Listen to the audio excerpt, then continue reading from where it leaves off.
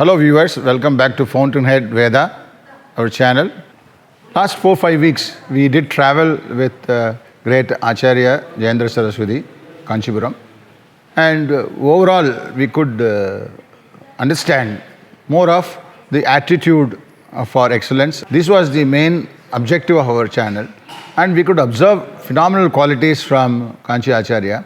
The focus is the most important for people in life. And the rest of the behavior will support that focus, and you will become good in whatever chosen career of yours. On that basis, I was wondering who can be next. Can we go to some industries? What kind of industries I can go and chat with the legendary or celebrities in that industry who have performed well and given a lot of good things to other people in life. So then I was wondering, why not I choose entertainment industry? And then entertainment industry அப்படின்னு வந்த உடனே எனக்கு ஞாபகம் வந்து என்னோட நண்பர் schoolmate mister Ravi. So I thought we should approach him, and whatever we say through this entertainment industry, it reaches people very fast. So I'm very happy to be with Ravi. When I say Ravi, you'll all think, who is this Ravi? It's none other than K.S. Ravi Kumar, the great director. Welcome Ravi, nice to meet you. Now as a classmate, I thought let's have a chit-chat with my classmate. Very quickly, you know that I had some exposure with the film industry much later in my corporate level career. I started off somewhere around 2003, but I used to produce some serial earlier. I recall after our 74 school got over, we lost touch, something like about 10 years or so, in between our 15 years. Then suddenly we met in Crazy Mohan's program, where we had produced this Nil Gavani Crazy. So I was invited for the 100th day program, and you were the chief guest along with Kamal Haasan, I think so, some kind of function. Suddenly we both were looking at each other, ingyo paatham irukken, and then we realized our classmate Ravi Kumar is sitting there and is so much well renowned and has become already celebrity by then. So when we met in the Crazy Mohan's program, then on our travel started again as a good friends. And we have a couple of groups where we used to play shuttle, we used to play in the club, then we have our schoolmates, batchmates group. And all this, we never discussed anything about cinema or each other's profession. It has been a great travel with you. Then I had observed a lot of good qualities, which you always say, ரொம்ப போடாதப்பா வெக்கமாக இருக்கலாம் சொல்லுவேன். அது இப்போ அதான் சொல்லணும்னு நினைக்கிறேன். So, அப்போ பார்க்குறச்சே, I think you came to my daughter's wedding. அப்போது ரொம்ப பேரும் புகழும் பெற்ற நம்பர் 1 ப்ரொடியூசர் கூட வந்தார். தென் he came to Anusha and Varun, my மாப்பிள்ளை பொண்ணு பக்கத்தில் வந்துட்டு, உங்கள் அப்பா ரொம்ப நல்லவர்மா அப்படின்னு சொல்லிட்டு போயிட்டார். So we are all wondering, நல்லவர்னு அவ்வளோ நல்ல புகழறாங்களே நம்மள. நானும் ரொம்ப பெருமையாக இருந்தேன். அப்புறம் இண்டஸ்ட்ரியில் வந்து கேட்டேன், ரொம்ப நல்லவர்ன்ட்டார். சார் நல்லவர்னா பாவம் சார் நீங்கள் அப்படின்னாங்க. என்ன பார்த்தேன், ஏன் இந்த இண்டஸ்ட்ரியில் நல்லவர் கிடையாதப்பா அப்படின்னா. இல்லை சார், நல்லவர்னா ஒன்றும் தெரியாதவர், அப்புறம் நீ அவங்களாம் உங்களை அப்படி புகழ்ந்துட்டு போயிட்டாங்கன்னு. Is it so? The நல்லவர் cannot exist in your industry? What do you think? சரி அப்படி கிடையாது. எல்லா இண்டஸ்ட்ரியிலையுமே நல்லவங்களும் இருக்காங்க, கெட்டவங்களும் இருக்காங்க. கெட்டவங்கன்றது பிறக்கலை, அது அவங்களோட பிஹேவியர் ஆட்டிடியூடில் மற்றவங்க கண்ணுக்கு வந்து கெட்டவங்களாக தெரியும். பட் எல்லாருமே கெட்டவங்க கிடையாது. நான் இந்த இண்டஸ்ட்ரியில் நல்லவங்க நிறைய பேர் இருக்காங்க. இப்போ நீயும் அந்த இண்டஸ்ட்ரியில் தான் இருக்க. அண்டர்ஸ்டாண்ட். ஸோ அது வடிவேல் ஜோக்கு மாதிரி ஆகிடுச்சு. அதுக்கப்புறம் அவர் ரொம்ப நல்லவர்னு சொல்லிட்டாங்க வாங்குற மாதிரி என்ன சொன்ன உடனே I was wondering. Then similarly, I used to observe in the industry. Again, one more incident, then I want to ask you questions. Was that I was producing Panchayathu Kadaigalnu ஒரு serial. And Balachandar sir என்ன ரொம்ப appreciate பண்ணுங்க. It stops with one episode itself. Every episode ஒரு கதை. இன்றைக்கி தான் சீரியஸ்ன்னு வருது. ஆமாம், இன்றைக்கி தான் வெப் சீரிஸ்லாம் வருது. ஸோ அதில் ஒரு 25 சீரீஸ் பண்ணோம். ஒரு கதை வந்து 22 நிமிஷத்தில் முடிஞ்சு போயிடும் அதோட கதையை. அது ரொம்ப அப்ரிஷியேட் பண்ணிட்டு அவர் சொன்னார். அப்போ என்ன சொன்னாங்க, உலகத்திலே சிறந்த வசனகர்த்தாவும் டைரக்டர்லாம் இருக்காங்க, அவங்களோட போய் ட்ராவல் பண்ணுங்கள். உடனே I said I will definitely go and chat with them because my story is getting over with 20 episodes. We need more episodes for us. Then I decided to go and meet him. I went and met him. இதே மாதிரி நம்ம கிளப்பில் இன்னொரு பெரிய producer என்னை பார்த்துட்டு, sir நீங்கள் சீரியலில் இறங்கிட்டீங்க போல இருக்குது சார், கங்க்ராச்சுலேஷன் சார் அப்படின்னாரு. இல்லை சார், ஏதோ எங்களோட மார்க்கெட்டிங்கோசரம், ப்ராடக்ட் மார்க்கெட்டிங்கோசரம் யூஸ் பண்ணுறேன் இதெல்லாம் அப்படின்னு சொல்லிட்டு அவர் சொன்னார். என்ன சார், நான் சொன்னேன், ஐ கேவ் மை ரெஃபரன்ஸ், இந்த மாதிரிலாம் பெரிய ஒர்க்கெல்லாம் போகிறேன் அப்படின்னாரு. இதையும் நான் அப்சர்வ் பண்ணியிருக்கேன். After that I will come to your question. அவர்கிட்ட சொன்னேன், இந்த மாதிரி பிரமாதமாக பண்ணுறாரு சார். ஓ யார் சார்? நான் பேரெல்லாம் சொன்னேன். அப்படியா sir? Oh such a great man sir அப்புறம் பட்டுன்றாங்க. இந்த கிரேட்னஸோட ஒரு பட்டு வந்துடுது. Why is that attitude? No one say கிரேட்னா கிரேட்டோட நிறுத்திக்கலாம். Why do they add this but and start giving the negative qualities or some qualities, so they scare you in terms of moving in. This all more for lighter side. I have met a lot of great people, and I have a friend in you who is also a very great performer and have done very well in life. So with that, I thought I'll put the questions and all over to you from now. I would like you to have a sort of a storytelling in your approach, in whatever your experiences and whatever the questions I am asking. If you remember any such real life incidents, then you can really correlate with that and take your views. This, we are not going to talk too much of cinema making, but what is the behavior pattern in the cinema life? That is where the objective of the cinema making, but we are going to say the same approach from you in terms of behavior, what motivated you to behave like this. So இப்போ நீங்கள் வெக்கப்படாமல் உங்களுக்கு நல்ல குவாலிட்டிஸை நான் சொல்லிடுறேன், வெக்கப்படாமல் கேட்டுக்கலாம். Whatever all friends we all observe was 100% ego இல்லை உன்ட்ட. This what we have observe. Because அது ரொம்ப கிளியராக எங்களுக்கு தெரியும்னா, யார் நம்ம கிளப்பில் வந்து பார்த்தாலும் கை கொடுத்தாலும் உடனே கை கொடுக்குறீங்க, நார்மலாக பிஹேவியராக இருக்கீங்க. There is no celebrity air at all around you. Why this no celebrity air, no ego, how it is come about? Are you yourself கரெக்டடா, ஆர் சின்ன வயசுலேருந்து இந்த மாதிரி இருந்துட்டீங்களா? அதுதான் என்னோட கேள்வி. காரணம் என்னுடைய வளர்ப்பு இருக்கலாம். இப்போ என்னை பொறுத்த வரைக்கும் மனுஷங்க எல்லாருமே மனுஷங்க தானே அப்படின்ற ஒரு தாட் வந்து எங்கள் அப்பா எனக்கு எப்போவுமே சொல்லுவார். நம்ம எப்போவுமே நம்ம பெரிய ஆளுன்னு நினச்சிக்கவே கூடாதுன்ற அளவுக்கு அந்த மாதிரி வளர்த்தது தான் என்ன. ஸோ அதனால் அந்த குவாலிட்டி இருக்கலாம் என்கிட்ட. அது இல்லாமல் நம்ம என்னத்தை பெரிய சாதிச்சிட்டோன்னு நான் என்றைக்குமே அந்த ஃபீலே கிடையாது. நான் இன்னும் சாதிக்கல உண்மையாகவே. ஏன்னா என்னை விட பெரிய டைரக்டர்ஸ் இருக்காங்க, எவ்வளோ பெரிய டெக்னீஷியன்ஸ் எல்லாம் இருக்காங்க. அவங்களெல்லாம் பார்க்கும்போது அவங்களெல்லாம் நம்ம இன்னும் ரீச்சே பண்ண முடியாது நம்ம இந்த ஜென்மத்தில். அப்படி இருக்கும்போது நம்ம என்ன பெருசாக இது பண்ணுறோம்? எல்லாம் I think you are being modest. I mean, you have reached to a great level. You can't, okay, you being humble இருக்கீங்க பரவாயில்ல, but just saying, but you have reached quite a... அது சொல்லுவாங்க. பட் நான் ஏதோ work பண்ணியிருக்கேன். என்னை பொறுத்த வரைக்கும் சினிமாவும் ஒரு பிஸ்னஸ் தான். இந்த நிறைய இதில் வந்து இந்த பட்டு போடுறாங்கன்னு சொன்னீங்க. அந்த பட்டுக்கு காரணமே சினிமா இண்டஸ்ட்ரியை பொறுத்த வரைக்கும் பிகினிங்கில் இருந்தே வந்து அது ஒரு தப்பான ஒரு தொழில் மாதிரியே அந்த காலத்துலேருந்து ஒரு இது வந்துருச்சு. ஏன்னா ஒரு செலிப்ரிட்டின்றவங்க சினிமாவில் வந்தாங்கன்னா அவங்கள பற்றி தெரிஞ்சுக்கிறதுக்கு எல்லாருக்குமே ஆர்வம். ஸோ அவங்கள பற்றி கெட்டதை ஏதாவது போட்டாங்கன்னா அதை பற்றி ரொம்ப பேசுவாங்க எல்லோரும். ஸோ அது மாதிரி பறந்துருச்சு எல்லா வெளி உலகத்துக்கு வந்து சினிமாவை பற்றி அந்த மாதிரி பறந்துருச்சு.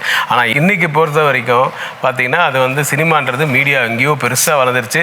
விஸ்காம்னு ஒரு டிகிரி வந்துருச்சு, இன்னொரு பக்கம் ஒரு டிகிரி வந்துருச்சு, அப்புறம் நிறைய டிப்ளமா கோர்சஸ் வந்துருச்சு. ஸோ படிக்கிறதுக்கே வந்து சினிமா வந்து இப்போது ஒரு பெரிய ஒரு குவாலிட்டி மாதிரி ஆகிடுச்சு. இந்த மாதிரி ஆயினதுனால அப்புறம் நீ நிறைய இங்கிலீஷ் பேசினேன்.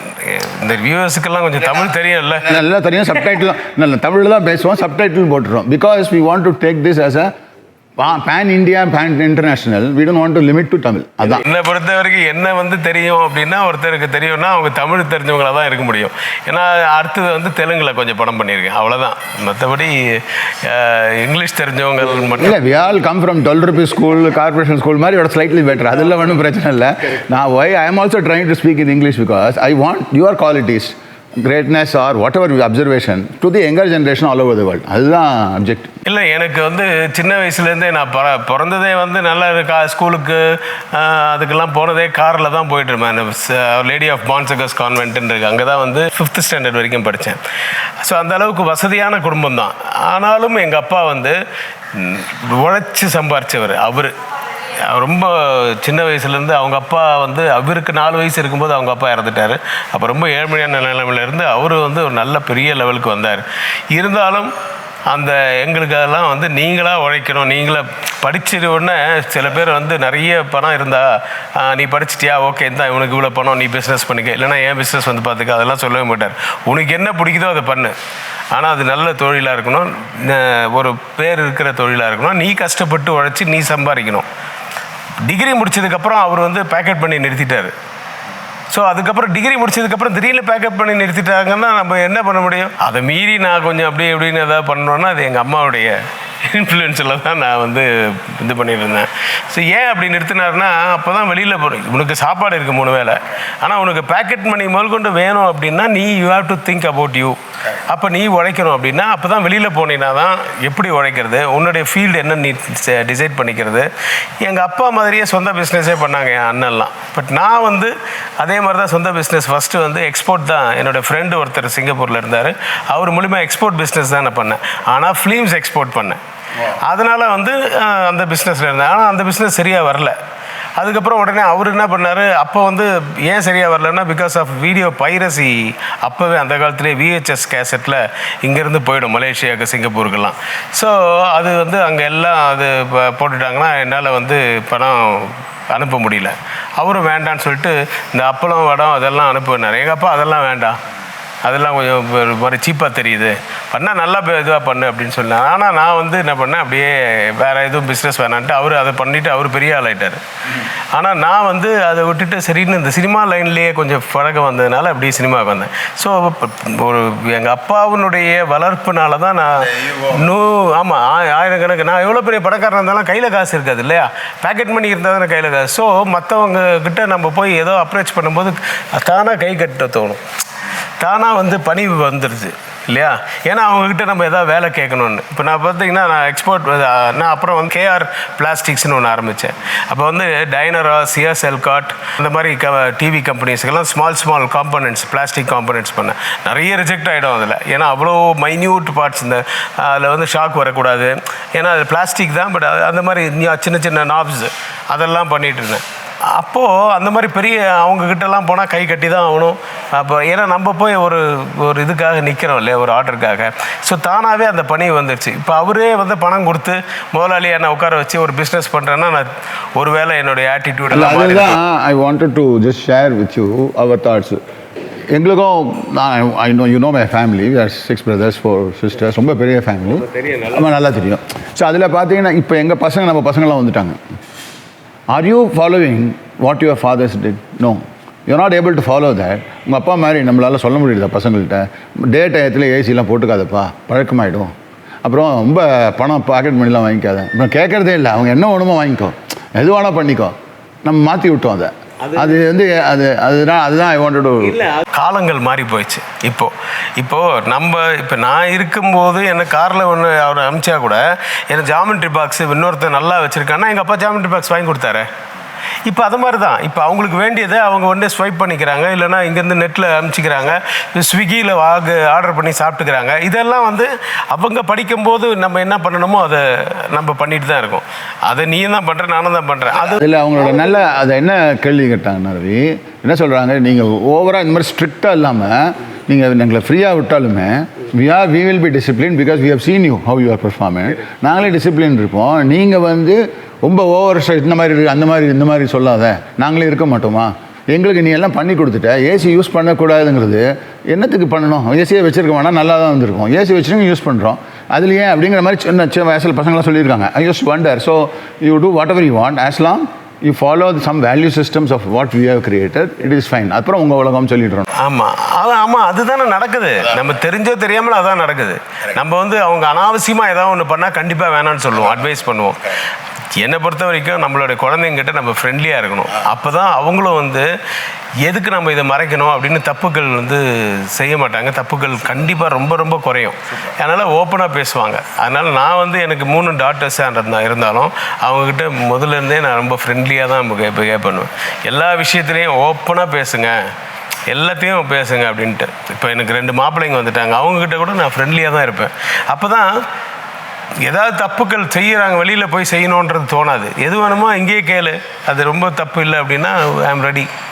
நம்ம ஃப்ரெண்ட்லியாக இருக்கிறது தான் பெட்டர் அப்படின்றதான் சொல்லி நான் வளர்த்துட்டு இருக்கேன் இது வரைக்கும். உன்னோட இப்போ இந்த ஈகோ ட்ராவலில் திரும்பி வரோம்னா, ஈகோ வந்து after some kind of I think you are the highest percentage of successful director நினைக்கிறேன். Out of some 50 films or how many films you have? 47 films. 47 அதில் must be about 35, 37, 30 கிட்டத்தட்ட 30. It's a very high percentage of success for you. So அதில் வந்து முதல்ல ஒரு personality என்னவாக இருந்தாலும் கூட இருக்கிறவங்களும் உங்கள் அசிஸ்டன்ஸோ எல்லாருமே சார் ஒரு தள்ளுன்னு சொல்லி அவங்களே ஈகோ ஏற்றி விடலாம். அந்த மாதிரி ட்ராவலில் எங்கேயாவது ஈகோ இன்க்ரீஸ் ஆகி திரும்பி ரியலைஸ் பண்ணி கீழே வந்தியா இல்லைன்னா how it has mean your travel with that success? இல்லை, நம்மளை விட பெரிய ஆளுங்களுக்கு அந்த மாதிரி அவங்க வந்து சொல்லுவாங்கல்ல, தலை நாங்களாம் பார்க்கும்போது என்னடா பெரிய பந்தா பண்ணுறாங்க அவங்க அப்படின்னு சொல்லிட்டு நம்ம அதை பண்ணக்கூடாது இல்லையா? அதுலேயே தோணும். அவங்க இதை விட பெரிய ஆளுங்களாம் நான் நிறைய பார்த்துட்டேன். இப்போ ஃபார் எக்ஸாம்பிள் ரஜினிகாந்த் நீங்கள் எடுத்துங்களேன், அவர் வரும்போது இப்போ எக்கச்சக்கமாக கொண்டு வந்து ப்ரொடியூசர்ஸ் வந்து பிளாக் கேட்ஸ் நிறுத்திடுவாங்க. ஆனால் அவர் வரும்போது யாரும் நான் என்னுடைய படங்கள் பண்ணும்போது இப்போ இன்னும் ரொம்ப ஹைப் ஆகிடுச்சு, அதனால் வேறு வழி இல்லை. அப்போல்லாம் வரும்போது எல்லாம் முறைப்பார், வேண்டாம் ஏன் ஒரு கொடை என்னோடய அசிஸ்டண்ட் வரான் எனக்கு அது போதும் அப்படின்ட்டு அவர் நீங்கள் என்ன வெளியில் வேணா நின்னுங்கன்னுவார். ஸோ அவ்வளோ தடவை ரீச் ஆன அவரே வந்து அப்படி அமைதியாக வரும்போது இவங்களெல்லாம் பார்க்கும்போது நம்ம யார், நம்ம வந்து அந்த அளவுக்குலாம் ரீச்சே ஆகலையே, அப்போ நமக்கு எதுக்கு பந்தா அப்படின்றது தானாக தோணும். பட் அதுக்கு முன்னாடியே நமக்கு கிடையாது. ஆனால் சொல்கிறவங்க சினிமாவில்னு சொல்கிறவங்க பட்டு போட்டு ஏதாவது ஒன்று சொல்லணுன்னா சொல்லி தான் ஆவாங்க. அதை பற்றியெல்லாம் நம்ம கேர் பண்ணாமல் நம்ம மனசாட்சிக்கு விரோதம் இல்லாமல் நடந்துக்கிட்டாவே எதுவுமே வராது. நமக்கு எதுவும் தப்பு, நம்ம மனசாட்சிக்கு தப்பு இல்லை அப்படின்னு சொன்னால் அதை செய்யலாம். அதில் வந்து அவங்க பந்தாவாக அவங்க ஃபீல் பண்ணாங்கன்னா நம்ம ஒன்றும் பண்ண முடியாது. இப்போ பேசிக்கிட்டே இருக்கும்போது நான் ஒரே மாதிரி உட்காந்து பேச முடியாது இல்லையா? இதை இப்படி கால் போட்டு பேசினேன்னா அவன் எப்படி கால் போட்டு பேசி இன்டர்வியூ கொடுத்தான் பார்த்தியா அப்படின்வாங்க. யோ இது என் கால் நான் போட்டுக்கிறேன்னா அவனுக்கு மரியாதை கொடுக்கக்கூடாதுன்றது இல்லை. அது வந்து ஒரு இது வந்து ஒரு ஆட்டிடியூடு அப்படின்லாம் இல்லை. ஆனால் வாண்டடாக ஒரு பெரிய ஆள் வந்து உட்காந்து இருக்கும்போது எஸ் அப்படின்னு சொன்னால் தான் அது வந்தா. நம்ம பேசிக்கிட்டே இருக்கும்போது நம்ம பண்ணுறமே இது இல்லை, இதுதான் அந்த பட்டு போட்டு கால் மேலே கால் போட்டிருக்கான்னு சொல்லுவாங்க.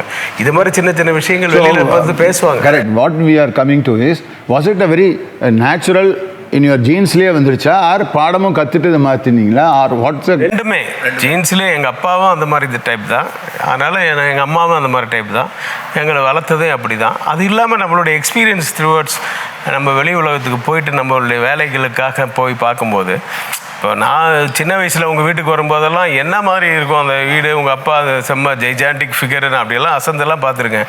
ஆனால் அதுக்கப்புறம் நீ வந்து சுந்தரம் ஏதோ ஒன்று போயிட்டு அந்த மாதிரிலாம் போயிட்டு நீ அங்கெல்லாம் போய் வேலை செஞ்சதுக்கப்புறம் தானே உனக்கு அது எக்ஸ்பீரியன்ஸ் கிடைக்குது. அந்த எக்ஸ்பீரியன்ஸில் தான் நமக்கு வந்து நிறைய கற்றுக்க முடியும்.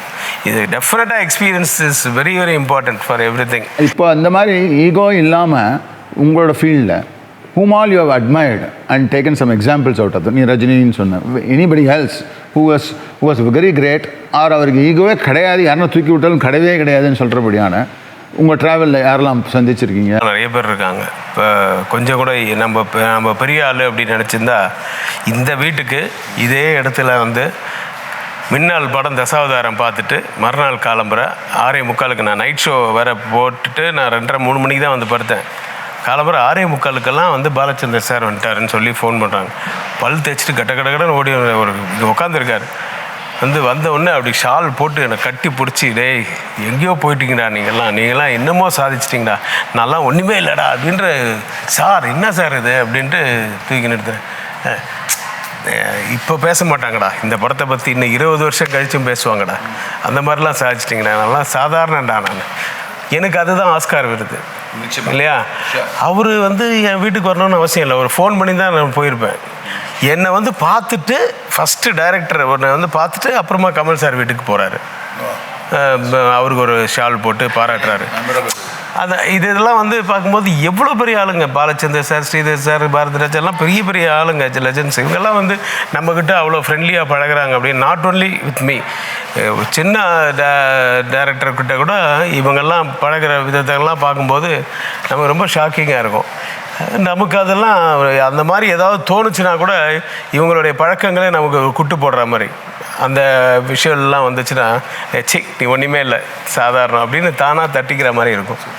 அது இல்லாமல் யாருக்கும் எந்த துரோகமும் நினைக்கக்கூடாது. அடுத்த பாயிண்ட் வரேன், அதோட I've seen that quality. So அதே மாதிரி ஐ ரிமெம்பர் நீங்கள் இப்போ சொன்ன உடனே கே பாலச்சந்தர் வந்த உடனே அவரோட he himself acknowledging that you have done very well அப்படின்னு சொன்னார்னா, அப்போ சடன்லி ரிமெம்பர் சம்டைம் பேக், இப்போ தான் ஃபோனில் யூடியூப் போட்டிங்கன்னா உன்னோட வேரியஸ் இன்டர்வியூஸ் வந்துகிட்டே இருக்கும். அப்போ ஐ சா யுவர் முத்து செலிப்ரேஷன் ப்ரோக்ராம். அதுக்கு ரஜினி ரொம்ப அழகாக பேசுகிறாரு, எல்லோரும் பேசுகிறாங்க, அவ்வளோ உங்களை புகழ்ந்து எல்லோரும் பேசுகிறாங்க. You come to the mic, you not able to speak at all.